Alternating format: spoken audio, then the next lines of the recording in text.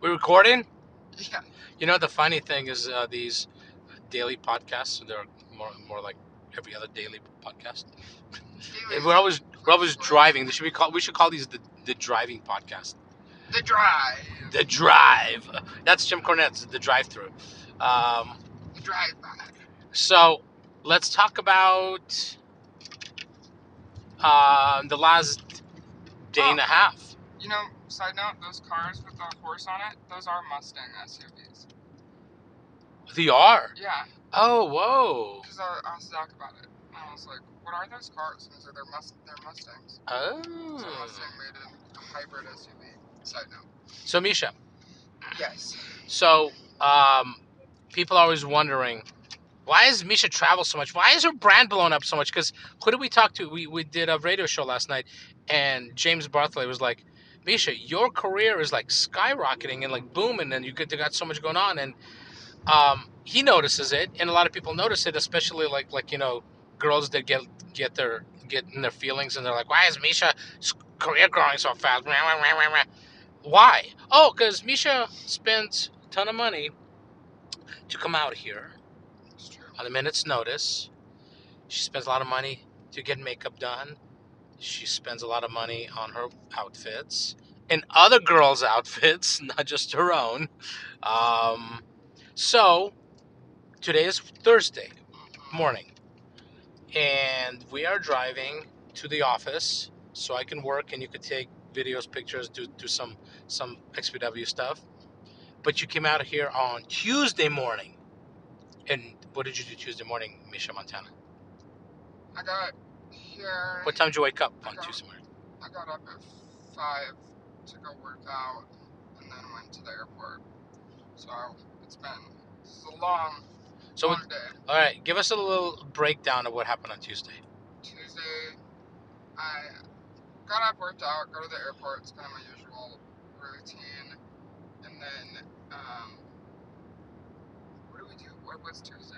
Tuesday, I picked you up from the airport, and I took you home, and I went to the office to work, and you stayed at home on the computer all day. All my days like one together. So, yeah, I stayed at home and worked literally like 8 hours on editing for YouTube channel, which I intend to also do again today so that we can finally get Two Russians YouTube up. I'd like to get my own app as well, so it's just hard when we're only like individual people, you and I as a team are two, but we do like 20 people's jobs. Like, I don't think people realize that.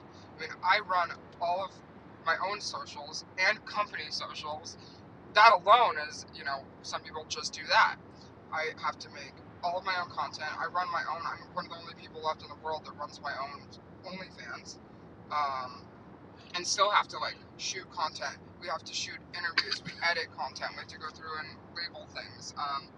The production management that I do. And we have to reach out to all the girls who reach out on DMs and emails because we're putting together a big orgy for next week. Yes, we are. And I've been recruiting all the girls and talking to everybody and making all the travel arrangements, and that again in itself is a full-time job. Like, that is one of my definitely full-time jobs. Like, production management is one that takes over a lot of my time. But then people forget too that I also like perform and write, and and then I have a child that I take care of full-time. So I mean, it's a lot. Like, what I do is a lot, and travel, and like I'm supposed to leave today. Southwest is being real sketch today, fucking Southwest. So I'm gonna stay another day so that we can get work done. But it's just like constant work. Like, even when my mom calls and is like, "Are you having fun? Like, what are you guys doing? Should you go to the beach?" Like, fucking wish. Oh my god, I wish I could go to the beach. Shit, I wish I could just like sit and do nothing but that's why like it's at night it's like you just shut down because that's sit there and do nothing. It's funny because I was talking to James last night, and I told him, I go, look, James, I go, sorry that I don't pick up your calls when after like 6 p.m. I literally need to turn my brain off because I am beat because I wake up at 5:30 and I'm constantly on the phone, social media, editing. If I'm shooting, I'm shooting. So you got all that going on, and then and then you deal with your health stuff. So you're just kind of like, so you have all this on your plate, and then people blowing you up and like not understanding why you won't pick up their calls. It's because you're drained. I had to tell somebody, because look, why don't you pick up my calls anymore? And I do it all the and time. I go, I told you how many times I go up and down with depression, motherfucker. Respect that shit. If somebody says I don't want to talk on the phone tonight, I don't want to talk on the phone. Or if I don't want to talk after 6, I literally have to tell this person. One of my best friends calls me. I don't pick up his calls because I'm tired. I'm drained. Yeah. My mind is like just shot. I have people all day long that are like, why are you not texting me back? Blah, blah, blah, blah. And so I'm looking at my phone right now. I have 2 phones. On this phone, my personal fucking phone, not my work phone, I have 98 unanswered text messages. Holy moly, I moly. have 4,000 emails. And if you know me, the 4,000 emails, personal emails, I have 592 work emails. And Twitter, I've got 20 DMs. Instagram, I have 57. And I try to say those are ones that I'm actually on top of too. So imagine that, like, just to have that overload of like all the time, and people get all mad, like, why are you not answering my calls? Why are you not answering my texts? Like, oh, I'm sorry, like, it's not a personal thing. It's like you don't understand that. Like, me even just like answering a text takes time out of my fucking shit that I have to prioritize. Like, we have a publicist. I have to answer his emails. I have to talk to my agents. I have to talk to people that are involved in the current projects that I'm working on. Well, Those are people I need to talk to. I think people don't understand the reason sometimes you can't text someone back is because they'll start a conversation. Exactly. And then you just don't have time, and you don't want to be No, rude exactly. and just cut them short. I'd So rather you have just to not wait for the right moment. answer, I have yeah. like really good friends that text me, and I don't get back to them for days, Same. and they understand. They're like, But "Oh, yeah, dude, I know those you're people busy," that understand. but those people are busy as well. So Right. that's Some people what that happens. aren't. But enough. What was me, because I can't find my little violin to play for you. Oh, yeah, where's my little violins? But yeah, anyway, this isn't like a pity party. Well, it's Misha's pity party. This is every day. By the way, she wakes up in the morning. That's how she talks to me. I got 52 emails today. I could only return 3. Because I gotta chew. I gotta go get some chew. Anyways, That's why I do chew. yes, that's why I drink 5 hours. That's why I drink. That's why I'm dying 2 days at a time. So Tuesday, you worked all day labeling clips for the YouTube channel. Which is really exciting. I think like it's really cool when things finally like work out. Where we've been working on like I think people know that we've been shooting constantly for a year and a half, of 18 months worth of footage to try to like we want to backtrack and put up things from over the last like year and a half on YouTube, plus obviously all the new stuff that we have, and we're just constantly filming. But that requires a ton of time because again, we don't have a team. Like you're the editor, I've been trying to pick up some of that slack where I can, but it's like I'm learning how to do this stuff that you do to try to alleviate some of the pressures and stuff that you have to do. Well, the labeling is crucial because also when you're labeling stuff, it refreshes your mind on the content. Yeah. And it's honestly, it's actually really good for me in a therapeutic kind of way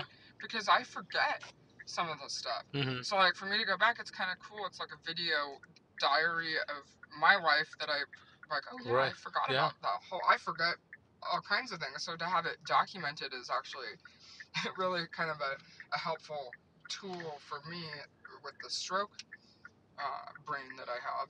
So it's really kind of cool to like be. I love it. Like it's just like it's tedious and it's exhausting, and then it becomes like it hasn't yet. But like sometimes when you overwork with stuff, you're like, this isn't even like fun. Your passion gets drained when you are like obligated to do these things. But I think we're in a good place right now to when the stuff goes up. It's going to be really exciting. I'm super motivated and excited about it for a lot of reasons. I was gonna go to the Russian store, but then I'm like, fuck it, let's just go to the office and then we'll come back to the Russian store. I was gonna get some pelmeni for dinner. Yeah, let's do that. But yeah, it's just like I think once people see the YouTube go up, but it's just like to understand because people are like, "Why?" I've been teasing out the YouTubes because the goal was to have it May 1st. It's now what, June 2nd. But people don't understand. It's not like we are waiting on like a team of people to come to the rescue. Like we are the team. But that's exactly it. It's like we are the team. Like, for instance, Misha's got her health situation. I've had mine for whatever, and then I also hurt my fucking toe Right. Which in is Vegas. scary. So like now That's what happened. it's the same toe that I injured before. Now the good thing is, it's not infected. It's not bleeding. I just keep bandaging it and cleaning it in hopes that it'll heal. But then we have so much work to do, so I'm wearing a walking boot while doing it, because as Misha knows, when I was in Vegas, uh, my leg was like almost like double like size than the other one, because it swells up anyways, because it's the one that they operated on 9 times. So you have these mental things. Like on Saturday, Misha will vouch for that. Saturday I was out of it. Like I didn't even get out of bed because we had the whole week of in Vegas from Sunday to Thursday I get back after like 3 long days of shooting on an injured leg. And Thursday drove in, took like 5 hours because of traffic. And Friday I had to go to the office to work, because basically if I don't go in and work in the office, um, I'm scolded and given a guilt trip that why aren't you working from the office when I could literally work from home and do the same thing. So I came in, and when I went home that night, my foot was swollen because I gave it no breaks. So that Saturday I was pretty much out of it, like mentally, emotionally. I even texted Misha. I'm like, fucking, I could just retire right now. I would. I just can go away, because sometimes becomes too much. Because then you're going, I got to deal with health, and Misha's got to deal with health and her family, plus all the stuff on top. So yeah, it becomes too much sometimes, and you get jaded, and you get bitter, and whatever else. Should we go to 7-Eleven, or should we just? You don't want a Gatorade Zero? I don't need one. I need one. Like one. Yes, I would. So, no more woe was me. So Saturday, Misha worked. I got home around 8 p.m. right from work, Yes. On Tuesday. So basically, I got up in the morning. I went to the office. I got to the office around 8:30 in the morning. So it takes me about an hour to drive to the office. Rather than working that hour at home on the computer, I have to drive in because again, I have to show my face. Otherwise, scandal. It's become scandalous. So I worked for a few hours. Then I went to pick Misha up from Burbank. So I literally did like a circle around LA. Took her home so she could work on the YouTube channel. I went to the office and worked till 6:30 p.m. and then went home to another hour to get home. Got home by 8 o'clock, and then what did we do? Oh my God, I remember what we did. What? What did we do? I don't remember. We ate those gummies, and what happened? Oh, Ivan doesn't do well with THC gummies. Why? He loses it. Yeah, I was kind of lost it there for a little bit. I was asking for things I would never ask for if I wasn't. I was really surprised. I was like, really? That's what you want? That's what you need right now? And then I'm like, yes, no, no, no, no, no, yes, yes, yes, yes, no, no, no, no, no, no, yes, yes, yes, no, no, no, do not, no, don't put it there, no, yes, yes, yes, no, no, no, no, no. It's so funny. Until we fell asleep. Like, oh God, it's the gummies talking. It's the gummies talking. It's like, you know what they say about like marijuana or THC? It's the gateway drug. That night it was the gateway drug. It was a gateway to a lot of things. Nothing happened. Nothing happened. Just to be clear. Like, I feel like it'd be like a rave. Because I was not consensual because I was under the influence. I saw what you ate. I saw what you ate. I saw what you put in your system. So then we were up at 6 o'clock again the next morning. Yeah, we had to be up super early because Misha was shooting for a huge reality show on YouTube. 1 billion views. Yeah. Just her video alone had 1 billion views. No, not really. Not really. But it's a huge channel. So Misha had to go get ready. Yeah, so she had to wash her ass out. I actually didn't. Yeah, I know. I smell it. I went with stink ass. I was on Don't tell. No spoiler alerts, Misha. Alright. I won't tell. But yeah, it was really cool. It was a fun day. So that's that fucking airline that flies to What are you talking about? Bend. The Avella one. It's only like Where? $30. You looking at a plane in the sky? What are you looking No, at? the billboard. What billboard? There's a billboard. It says $30 flights from Petco? Bend. What are you talking about? Anyway, so I spent all day on set for this show. Super fun experience. And what did Ivan do? What did you do? I worked all day. I Mm-hmm. edited videos and pictures for Alterotic. I labeled a bunch of stuff. I downloaded all the GoPro cards. While you were just hanging out, being a little diva with a microphone attached to you, walking around Brentwood with camera crews following you. Yeah, Wow, little Misha Montanian over here. So we got a Misha Montanian, and then we had to it was a pretty tight fit because Misha wanted to buy a Honey Burdette set. Because why? Because Misha spends money on her brand to look a certain way. So Misha's like, we had to do. We were doing inside the industry radio show, James Bartholet's radio show, and that's like across town. So Misha was in Brentwood. We live in Hollywood. James lives in the valley. So it was like this, okay, we need to go. I need to go pick Misha up, then go to the mall, Straight Beverly to the Center, mall. straight to the mall, And then straight into makeup. And then I went, straight into makeup. Like immediately got home, right into makeup. And then And I took a half hour nap. I took a nap while I was getting my makeup done. And then we go out there. James, we were there till like 9:30, and then drive all the way home. Yeah. It's just like a lot. It was a lot. Like, this morning I was supposed to take a flight early. I just didn't feel like it. I mean, really, like, it sort of boils down to it's like, fuck, I don't want to get up at 6 and like be there at 7 and, you know, LAX and traffic and it's just like sometimes you just don't want to do it. Like, as much as I need and want to be back in Reno, I have things to take care of there, and obviously with Bo, but it's like, sometimes it's just like, I know what I get into when I get home too, where it's like, it's just constant there and I can't get anything done because of everybody I have to take care of in the house. So it's like